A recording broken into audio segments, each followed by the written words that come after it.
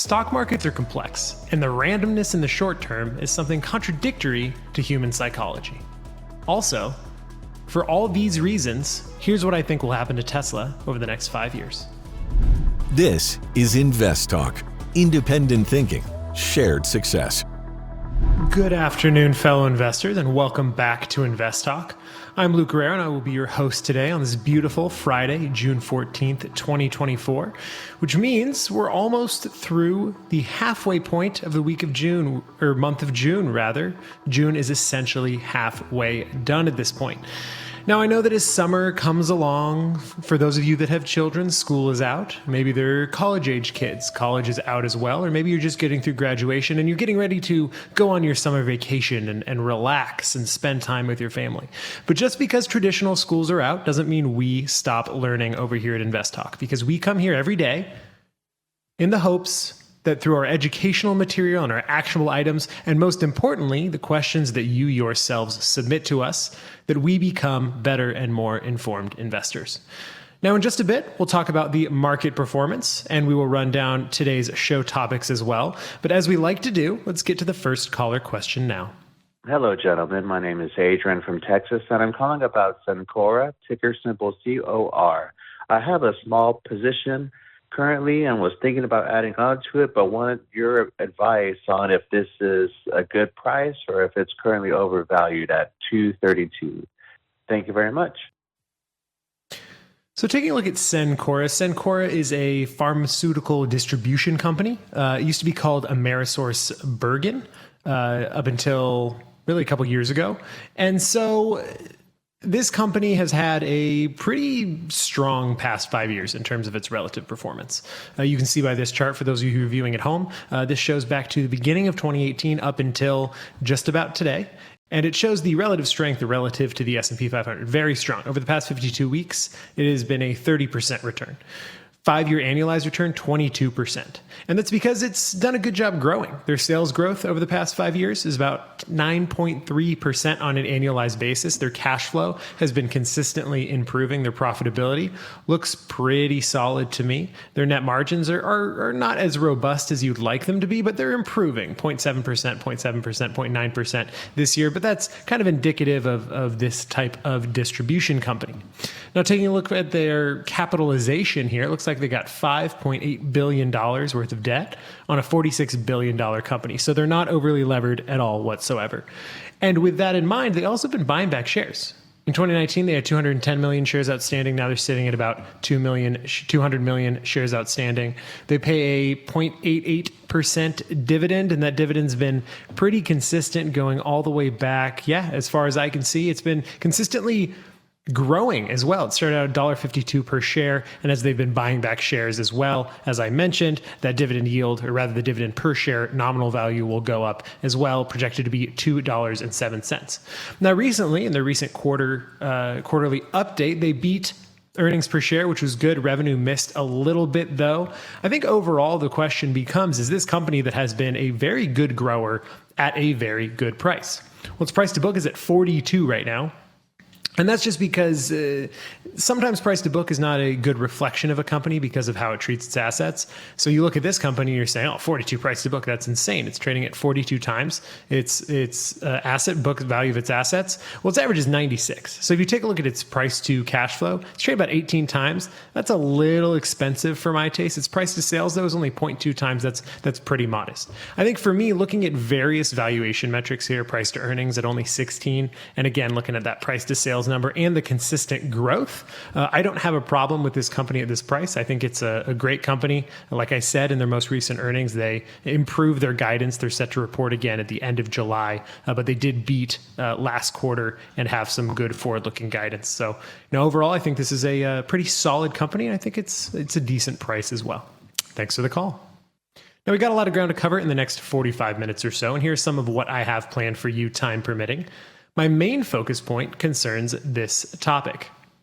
Humans have memories, but stock markets do not. The stock market is an immensely complex ecosystem driven by a multitude of factors, including economic indicators, company performance, political events, and investor psychology. So we'll talk a little bit about the stock market, investor behavior, and those economic indicators that can help us out along the way. We're also going to talk a little bit about the Fed. I know you've heard of the Fed. All we do is talk about the Fed over here. But there are ways that some people don't realize the Fed can cut rates without cutting rates. So we'll talk about some of the powers the Fed has and how their words can move markets as well. We're also going to discuss electric vehicles, not as we normally do, talking about the difficulty of the transition or how the natural state of car companies is dead, as Elon Musk once said. But rather, we're going to talk about the other side of owning a car, insuring it. So why it's very expensive to insure electric vehicles relative to their gas counterparts, and what that means for the ubiquity of EVs going forward. Also, should we have some time at the end of the show, we'll talk about the man I just mentioned, Elon Musk, who is definitely happy about his pay package being approved by voters. But what does that say about Tesla, the company, about its corporate governance, and about the risks associated with the key man at the top? We also have some caller voice bank questions ready to play, including one on Schlumberger, SLB, and one on the union business cycle, as well as some questions that came in from the comments section of the InvestTalk YouTube channel. And of course, we welcome your finance and investment questions now or anytime throughout the show on 888-99-CHART. Now we're going to do a short break, and on the other side, we'll talk about today's market activity. Please remember that you can call anytime and leave your questions on the InvestTalk voice bank at 888-99-CHART.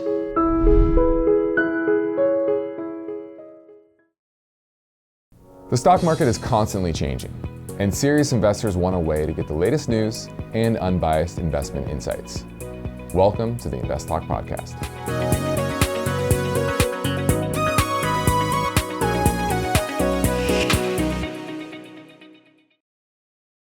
Do you want to be a part of the conversation?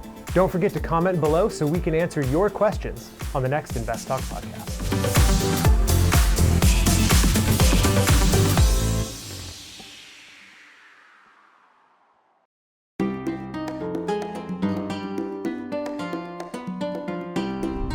Let's talk a little bit about the market today and this week. U.S. equities finished mostly lower, though they ended near their best levels. The S&P and the NASDAQ both lagged pretty solid weekly gains. Big tech was mixed on another day of really an underperformance from the equal weight S&P 500 index, something that we've seen pretty consistently over the past couple weeks. Laggards included small caps, energy, regional banks, insurers. Overall, with the Russell 2000 down 160 basis points, S&P pretty much flat, and the Dow down 15 basis points. There was really much areas of strength, but relative outperformers looked like software did well, large cap biotech, my favorite, investment banks, exchanges, all had pretty solid days. Gold was up 1.3%. West Texas Intermediate crude down about 30 basis points, but still notched a pretty solid weekly gain. Stocks struggled for direction overall to cap off a pretty solid week otherwise, though there were a couple moving pieces that the market focused on today. June consumer sentiment, for example, fell to the lowest levels since November. Breadth, as I already mentioned, another area of scrutiny, with the equal weight S&P 500 index currently lagging the benchmark by about 2%. Some spillover as well from concerns about political turmoil in France hindered markets a little bit. And what else happened today? It looked like some Fed speak as well. Some notes from the Fed with Cleveland's Mester saying 2% inflation target, pretty unlikely to be hit before 2026. So certainly the market doesn't like hearing things like that. The market would prefer to see rate cuts as soon as possible. On a weekly note, on the bullish side, there was a renewed disinflation traction, because May core CPI came in cooler than expected, posting its softest increase since August of 2021, as well as a dovish tweak to the inflation language in the Fed's statement, noting modest improvement. Positive AI takeaways. Apple unveiled new Apple Intelligence AI, Broadcom raising its fiscal year 24 AI semiconductor revenue outlook. U.S. growth saw its largest inflow since March last week. Yeah, that was going into the week ending the 12th of June, as well as American Express and Capital One both reporting that consumers are holding up fairly well. Now, on the bearish side, the Fed's new dot plot was pretty hawkish. Showed just one rate cut, where at the beginning of the year it showed 3. The longer run dot moved up again to about 2.8%, has now increased more than 25 basis points in 6 months. Some thoughts, the dovish CPI takeaway a little bit overdone. Maybe I'm on that camp as well, as we do need to see consecutive months of that disinflation narrative. The breadth that I mentioned, US value stocks saw their largest outflow since March, and there were some Treasury supply concerns in focus early in the week following the weak 3-year note, as well as some trade tensions heating up between the EU and China regarding tariffs. Now, looking forward to next week, we got retail sales figures coming out on Tuesday. It's a market holiday on Wednesday. Housing starts come out on Thursday, and the leading indicators index coming out on Friday. Now let's shift gears and head over to our InvestTalk YouTube channel, where I hope you've been telling friends and family that our audio podcast lives now in video form, because it seems like every day now we receive finance and investment questions from a comment section of our InvestTalk YouTube channel. Here's one that came in recently from Jimmy Gustafson, and this one's on CASY. It says, "Hi, I don't think you've mentioned this company for a while, but can you please give your opinion on Casey's General Store? I've owned it before, but not currently. As far as I know, it's a pretty good business, good profitability, and so on, at least last time I checked it out. Also, it gained almost 17% today. Was there any special reason for that?" So Casey's General Store, I think, one of the reasons why is because it had strong Q4 results, and they also said they were going to be increasing their dividend, and markets tend to like dividend increases. Why? Not necessarily because it's direct money in the pockets of investors, but because what it says is that the business can handle increasing its dividend. So Casey's General Store, it's a convenience store, gasoline station. And overall, for this type of business, their growth is pretty fantastic. 9.7% over the past 5 years. Their long-term growth rate has been around 15%. And their dividend yield's been pretty steady around the 50 basis points to 70 basis points range, and consistently increasing. $1.16 back in April of 2019. $1.72 last year, set to be $1.96 this year. They haven't been issuing a lot of shares. They issued about 1 million shares in the past 5 years, so going from 36 to about 37. Nothing too crazy. They got 1.6 million in debt on a $14 billion market cap company. That's 1.6 billion, apologies, on a $14 billion market cap company. So not overly levered. Their profitability has been steadily increasing. Their cash flow, which again, cash flow is the lifeblood of the business, has been increasing as well. And their relative strength has certainly improved, as well as their earnings estimates have been improving. And so when you take a look at this company, the thing that really strikes me here is the growth. For a gasoline convenience store business, to consistently have near 10% growth in revenue is fantastic. And so if you do that at the same time and you're improving your margins like they have been from 2.2% back in April 2019 to projected to be 3.3 this upcoming fiscal year, it was 3.4 last fiscal year, great. And you're doing it at a modest price to book, 4.7. It's a little expensive for a retailer, I would say. Their price to earnings forward looking is 26.2. So overall, I think it's a little overpriced, especially relative to its range. That's 23.2 is the 5-year average, and 3.7 is the 5-year average on price to book. But you cannot stress enough that this is a consistent, well-run business. Anytime you see cash flow improving, anytime you see debt being paid down, as it has been since 2021, you see margins increasing, you see shares being repurchased. It's no wonder that this business, which typically you don't see 10% growth year over year, 15% in the long term, improving dividends, is trading at a little bit of a premium. So for me, it's had a pretty good run up, 68% in the past year. I would keep it on my watch list though. For a convenience store whose growth may at some point taper off a little bit, 26 times forward-looking PDE and 4.7 forward-looking price to book is a little bit expensive for me. Thanks for watching. By the way, Jimmy lives in Sweden. We have listeners in Sweden. Anyway, we're moving into a quick break, so feel free to call anytime at 888-99-CHART.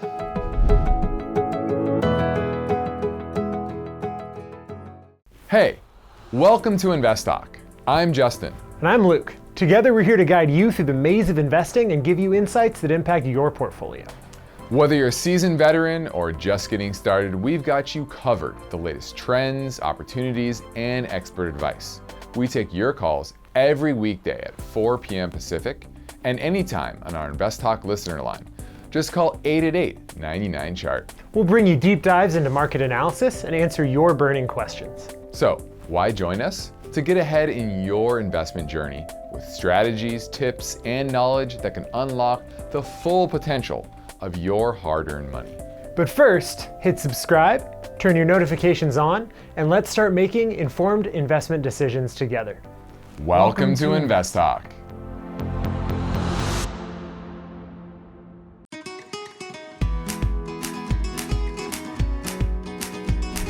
My main focus point today concerns this topic. Humans have memories, but stock markets do not. The stock market is an immensely complex ecosystem driven by a multitude of factors, including economic indicators, company performance, political events, and investor psychology. So let's dig in a little bit to the stock market investor behavior and some of those economic indicators and how it can inform your investment experience. And so the human brain, despite its capacity for complex calculations and processing, kind of struggles with the concept of randomness. When the human mind sees something it doesn't understand, even if it's random, it seeks to explain it. And so this challenge manifests itself in various aspects of life, particularly in how we perceive and react to the uncertainties of financial markets. Now, historically, humans have evolved to seek predictability and control, leading us to often see patterns and meaning where really they don't exist. And that makes sense. It's how you survive in the wilds. And so this tendency is evident in financial behaviors, such as the stock market, where many investors believe they can predict or understand market movements, or that experts can manage their investments effectively in the short term by trading on these signals. However, the reality is that the stock market is influenced by, like I said, a multitude of complex factors that make its movements essentially random in the short term. This was highlighted by French mathematician Louis Bachelier in the 1900s, and later reinforced by academics like Burton Malkiel, author of A Random Walk Down Wall Street, a book which any economics or finance student in college would have to read. And in that book, Malkiel demonstrated through classroom experiments that stock price movements could essentially be simulated with coin flips, producing charts that professionals mistook for real market trends. And this illustrates psychologically something called the gambler's fallacy, which is a common cognitive bias where individuals mistakenly believe that past random events can influence future ones. So think about one of those things that is a frequent phrase within finance, and that's that past performance is not indicative of future results. And so the stock market's daily fluctuations are independent events. The performance on one day provides nearly zero predictive power about the next. Given this unpredictability, the best investment strategy then is to avoid the speculation. Focus on the long term. Remember, I said sometimes the best trade is no trade at all. Remember what Ben Graham said, that in the short term, markets are a voting machine. In the long term, markets are a weighing machine. They weigh the underlying value of the companies. And so that's why here at InvestTalk, we don't talk about the fads. We always say that boring businesses are some of the best businesses to be invested in. Market movements over extended periods tend to be more predictable, and history shows that disciplined, and diversified investors are typically rewarded for their patience. Moreover, investors are advised to ignore media speculation about market trends and daily fluctuations, which often anthropomorphize the market with terms like fatigue. Buyers are fatigued, sellers are fatigued. Such narratives can mislead investors about the nature of these market movements.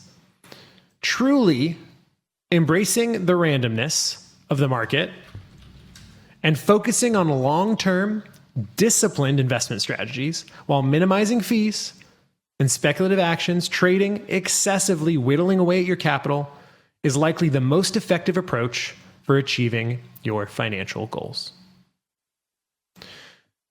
Now, I want to briefly mention the newest KPP Premium Newsletter, which will be distributed tomorrow. This week in the KPP Insights section, remember we have a new section called KPP Insights. We discussed the Fed's dot plot. What is it? A lot of people talk about it. What do these dots mean? What do these dots tell us? In the Stock Ideas section, we mentioned a industrial sector company, as well as a technology sector company. And in the Portfolio Management section, we touched on key criteria for identifying strong stocks after market pullbacks. If any of that sounds interesting to you and you want to learn more, visit us at investtalk.com and subscribe. The newsletter will come to your inbox every Saturday morning. Lots to come, more caller questions, and hopefully some of your live calls. Keeping that in mind, on the next Invest Talk, we'll talk about the 3 compelling reasons to avoid market timing. To benefit from market timing, you need to be consistently right. But in fact, in a 1975 research paper, the Nobel Prize-winning economist William Sharpe of the Sharpe ratio showed how a market timer must be accurate 74% of the time in order to outperform a passive portfolio at a comparable level of risk. That's Monday, but for now, I'm Luke Guerrero, and we're ready to take your calls live on 888-99-CHART.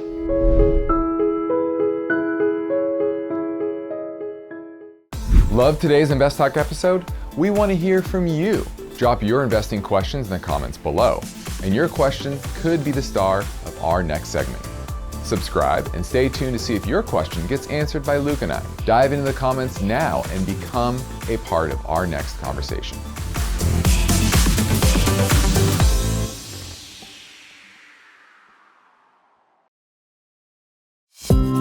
Did you enjoy our insights on InvestTalk? Great news. Our podcast is available on all major platforms.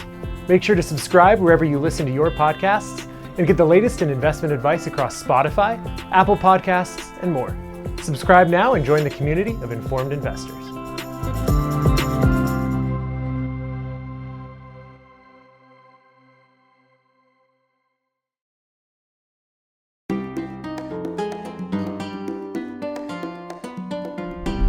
Hi, Luke and Justin. It's Alex here from the UK.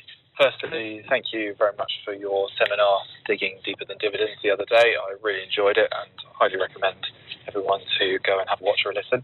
On the back of that, I was reviewing a few of my holdings, and the one that stood out to me was Schlumberger SLB. At the moment, it's taken a bit of a hit. It's in my portfolio down about 20%. Everything on it looks like a great company. Its profits are increasing gradually. Its earnings per share is increasing. The debt load doesn't look too excessive. They're paying it down. The only thing I noticed is there are a few more shares being issued in the last couple of years, but again, doesn't look like a huge amount. I just wanted to get your assessment on it, and in my eyes, if I might be missing something, I feel it's probably a good time to maybe add a bit more. But I'd love your insight and look forward to hearing your response on the program. Thanks a lot. Bye. Well, thanks for tuning in to the InvestTalk Wealth webinar. If you want to check that out, it is available on our YouTube channel. But let's dig into Schlumberger, ticker SLB, which is a company that we actually, until the beginning of this year, I believe, held for clients. And it engages in the provision of energy technologies. It's an energy company. It sits within the oil and gas equipment and services subsector. And so taking a look at this company, one issue that I say over the 5-year time period it's been having is a lack of revenue growth. So they were at about 32 billion in 2018. They're projected to be about 37 billion this year. They were at 33 last year. But I mean, that's to be expected given what was going on within the energy cycle. From 2020 into 2023, there's been some pretty significant growth. And so cash flow has improved after tapering off down into 2020. So cash flow is improving. That's good. Profitability is improving as well. They lost money in 2019 and 2020, 2021, and heading onward, about 8.2% net margin, increasing to 12.7 last year. Looks like 13.7 is what it's projected to be next year. Now, as you mentioned, it has been issuing some shares, not too many shares, certainly less than 1% of shares, it looks like, from my quick math. And so, I think generally this is a solid company. Its debt to equity is not crazy. It's got about $12 billion of debt on $62 billion worth of equity. And its cash flow is improving. It certainly has turned the business around from the trough back in 2020. But for me, I would need to see a little bit of pickup in growth over the past year, especially. Most of that growth from 2021 until now was really in 2021, 2022. It's tapered off a little bit. Margins are becoming a little bit stagnant for my liking. Return on equity is set to drop into next year versus this year. Like I said, I like the company. I think it's actually about where it would be a good time to buy it. It's about 3 times price to book, about 11 times forward-looking price to earnings. But I would probably wait for a technical turnaround within the stock before I looked to buy. I would keep it on my watch list, but certainly it's in a downtrend as it has been for the past year. It's trying to find some support, but still a good company. But from a technical perspective, I'd wait a little bit. Thanks for the call. Let's go to Bill from Northern California, who has a question about PPG. Do you own it or are you looking to buy it? Hi, Luke. Actually, I just recently bought a small position, a starter position, if you will. I'm familiar with the company from previous, but that's my knowledge. I've never owned it. And they seem like pretty strong business and a good, strong dividend. They have like 51 years of dividend increase, real steady. But can you tell me about the current financial circumstances you see it, and going forward as both dividend growth stock long term? Of course. Yeah. So take a look at PPG Industries. It's a manufacturer and distribution of paints, coatings, specialty materials. Again, one of those boring businesses that we like to tout as some of the best businesses to own. So in the past year, it's down about 10%. Year to date, it's down 14%. Let's take a look at its growth. Its growth is pretty solid for this line of business, about 3.5% annualized, and that's pretty spread out over the past 5 years, so a consistent grower. Its margins improving, kind of dipped down a little bit into 2020, but up from 7.6 to what's supposed to be 10.7 at the end of this year. That's good. Look at their dividend yield. It sits in the 1% to 2% range, generally speaking. And as you mentioned, they increase dividends year over year. That's great. Over the past 5 years, they've gone from $186 a share to $266 per share. Now, some of that is because they bought back shares. They were at $236 million. Now they're at about $234 million, but not much of it. And so what you're really keying in on here is something we talked about in that wealth webinar about digging deeper than dividends. And it's that it's not about high dividend payers. It's about consistent and growing dividend payers. And so within this sector, 4% growth, 7% long-term growth, it's pretty good. That's pretty solid. Their cash flow has been improving. It reached really its bottom in 2022, in the middle of 2022, but it's been improving, as has their profitability, all things we like. From a debt perspective, it's got about $6.8 billion in debt on a $30 billion market cap company. Nothing too crazy. Its interest coverage ratio is 9 times, so it's got plenty of room to run should revenue slow or costs increase. Earnings per share, again, projected to increase. There's been earnings upgrades over the past 6 months. All these things look pretty good to me. Its price to book, 3.8, below its 5-year average. Price to earnings, 14, modest. Price to sales, 1.7, very modest. All this looks good. It's a little bit higher than what the industry looks like, but nothing too crazy. Overall, to me, this looks like a pretty solid business, pretty solid grower. Again, we like consistent growing businesses. We like consistent dividend growers, not high dividend payers, not crazy 12% dividend payers, but consistent dividend growers. I'm going to give it the thumbs up. Thanks for the call, Bill. Thank you, Luke. Bye-bye. Now, shifting gears, I'm going to talk about something that maybe you've heard of called the Federal Reserve. And we all know about the target rate. We all know about the tools it uses through quantitative easing, tightening, open market operations to control liquidity dynamics and create the benchmark rate. But one little discussed thing sometimes is the soft power of the Fed. And so, the Federal Reserve has a variety of tools, like I mentioned, at its disposal to influence the U.S. economy. And so it may start pretty soon utilizing some of its more subtler methods. And this move could have significant implications for both businesses and households because, as I mentioned, the primary controls, short-term interest rates through the federal funds rate, is the rate banks charge each other for overnight loans. Recently, though, the Fed decided to keep this target rate unchanged, as was expected. And beyond this direct control, the Fed can influence a wide array of other economic rates through its communication about future actions. This includes setting expectations about its likely moves, which can affect long-term rates such as those for U.S. Treasury notes.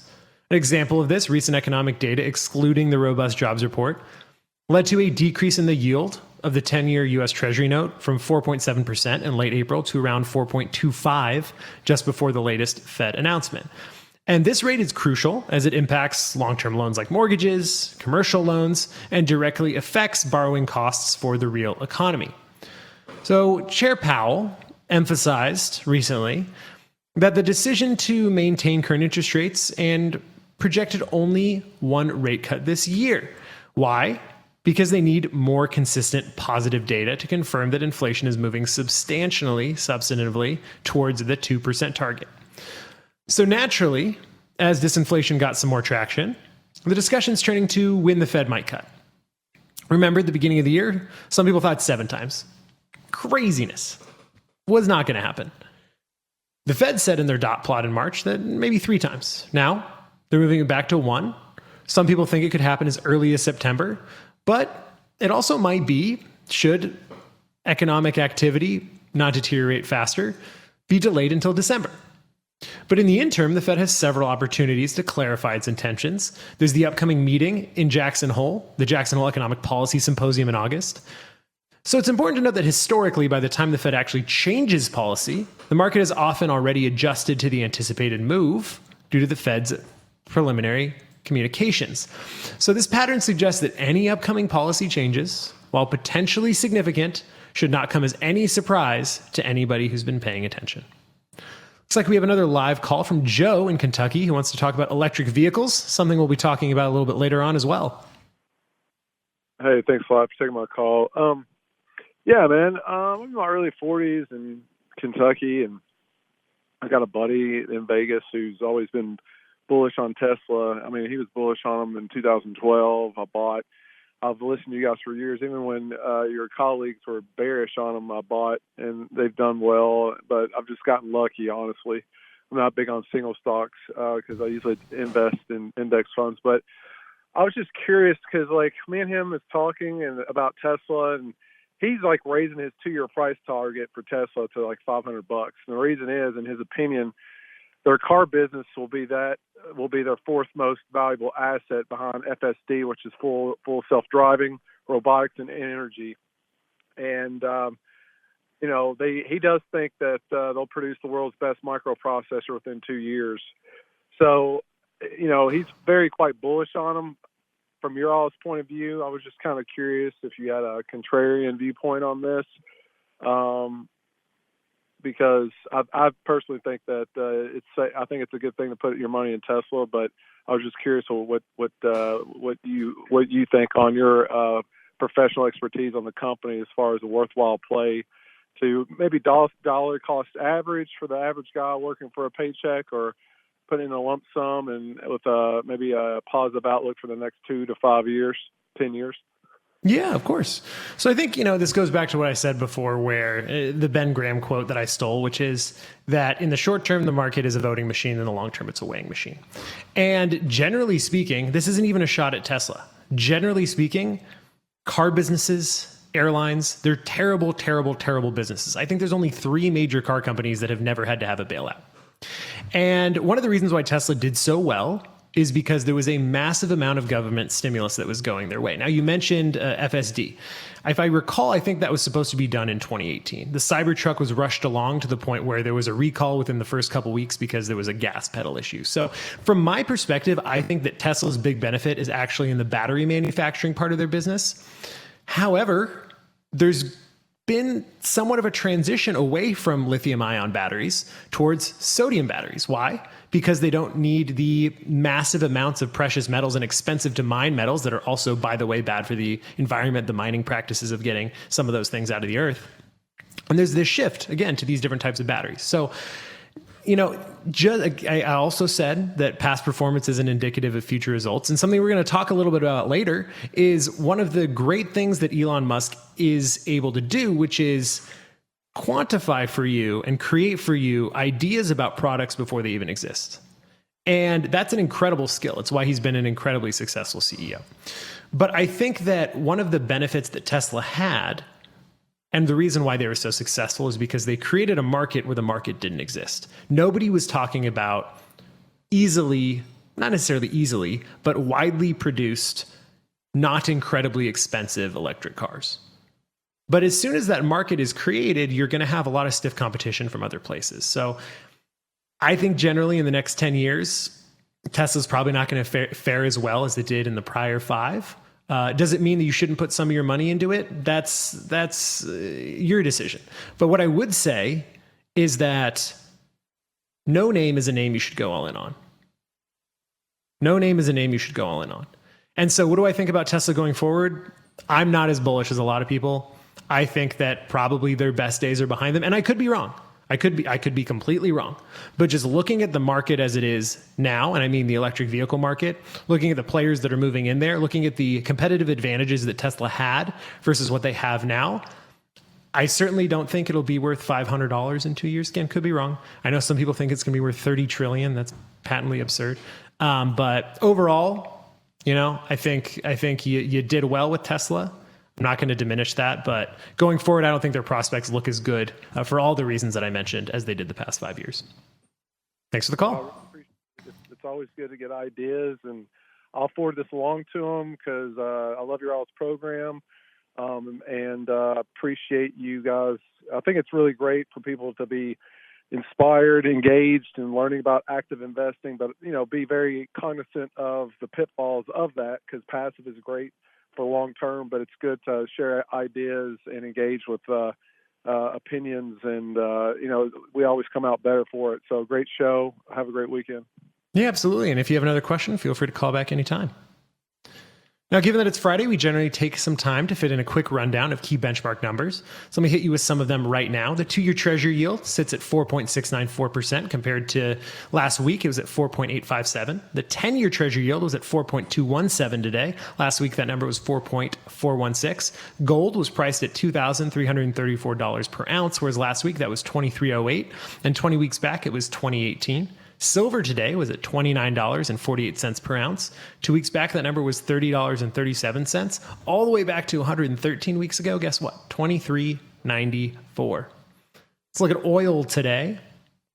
Oil was selling at $78.16 per barrel. Last week, that number was $75.47. But all the way back 126 weeks ago, that was $66.62. The national average for a gallon of regular gasoline is $3.46 per gallon. 3 weeks back, that number was $3.60 per gallon, so headed in the right direction. And 122 weeks ago, it was $3.57. In California, I always hate reading this part, it was averaging $4.87 per gallon. Down 9 cents from last week, though. For comparison, in Florida today, gas was averaging $3.27 per gallon. That is $1.60 less per gallon than gas in California. This is InvestTalk, and I'm Luke Guerrero, and we have one goal here, and that is to help you achieve your financial freedom. Our work continues after this break, so get your questions in now at 888-99-CHART.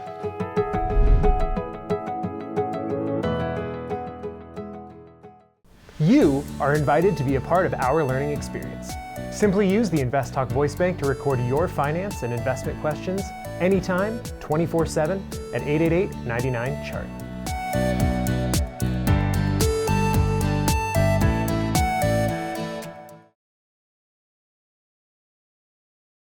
Thank you for watching. Make sure you like, subscribe, and hit the notification bell so you never miss an episode of the InvestTalk podcast.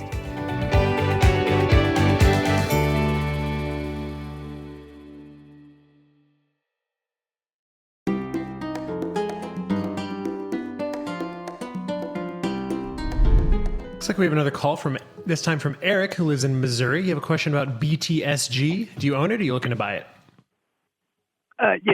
I'm looking to buy it. I actually was just wanting your expertise on the company. It came out on the NASDAQ in January. Looks like it's a lot of upside. There's a lot of sub-companies within the family of BrightSpring, and just wanted to get your expertise on this for maybe like a long-term purchase. Yeah, stay away. The reason why is, historically speaking, IPOs tend to do poorly in the first year. One of the reasons is because IPOs have a 90 to 100-day lockup period. I don't know the lockup period of this one, but it's most likely going to be 6 months, which means that insiders who have shares cannot sell shares until 180 days after the IPO. So what you generally see is you see upward price action, tapering off, and then a big sell-off at some point. So I would wait till this company has a longer history. It has a lot of debt to begin with, $3.6 billion worth of debt to be exact. And so it's pretty highly levered, ignoring the IPO issues anyway. Its interest coverage ratio sits at 0.6. Meaning that its interest before earnings isn't able to pay off its debt right now. Now, it's supposed to make money this year. That's all fine. None of this is relevant. The thing that matters is that IPOs generally do not do well in the first year for the reason that I mentioned. And I would not be surprised once this lockup period's over to see a little bit of a dump. Keep it on your watch list if you're interested in it. But this is one of those things that I would just advise you to stay away from. It has nothing to do with the business and all the things to do with just the dynamics of IPOs. I understand. So like, for like you said, a watch list, which I agree. Give it maybe a year or so. And I'm trying to learn more about the company, and I do think the business model. I mean, they are expanding, they are growing as a company. But I guess maybe I might call it a year from now, and then we can revisit it. Sure. I'm going to set a Google Calendar reminder, and if I don't hear back from you 1 year from today, I'm going to be disappointed, Eric. Okay. All right. Well, thanks so much. Have a great day. Thanks for the call. So I'm going to fast forward to what was supposed to be the last talking point, just given the call before about Tesla, and that is about Elon Musk's value at Tesla. And so that value is evident from two key indicators, not traditional economic indicators, but what happened. The first is that they decided to retroactively grant what the court had taken away from him, which was an options pay package that's roughly about $48 billion now. That's number one. Secondly, Tesla's market value increased by $17 billion immediately following the social media post about the favorable shareholder vote. And this enthusiastic shareholder response seems kind of paradoxical, given that with the granting of these stock options comes the potential of diluting current shareholders. And if they didn't do that, you could have increased earnings per share by about 10% if they were canceled. So it seems to me like you're excited about something that's against your best interest. But another thing to think about is that investors are reassured that there isn't a risk. It's what we call key man risk, believing that securing Musk's leadership kind of mitigates concerns about his disengagement or about him leaving Tesla. And that's fine, but that seems to me like a short-term solution to a long-term problem. The board really showed its cards here because over the years, they've struggled to make themselves less dependent on Elon Musk, and that's a significant governing challenge. Musk's importance to Tesla also reflects the divergent perceptions of the company. As a leader in the EV market, like over the past 5 years, that's all well and good. But a new CEO in the non-visionary phase might be better at creating operational efficiencies. No one can deny that Elon Musk is a visionary. He is a dynamic innovator, and he has exponentially grown and created a market for vehicles that some, again, thought was impossible. But to me, the bottom line here is completely separate from whether or not Elon Musk should be paid. And that is, this company is exposed asymmetrically to this key man risk. And the company itself and its shareholders believe that without Musk, Tesla is nothing. And for a company that's supposed to outlive its current leadership, that's a problem. I'm Luke Guerrero, and this completes another episode of the InvestTalk program. We thank you for listening, and we encourage you to tell your friends and family members about our free podcast downloads. Get yours anytime at iTunes, Google Play, and Spotify, and please be sure to rate and review us on iTunes. I hope you've heard by now, like we like to mention, that it is also available in video form on our YouTube channel. Just search InvestTalk with 2 T's. Independent thinking, shared success. This is InvestTalk. Enjoy your weekend.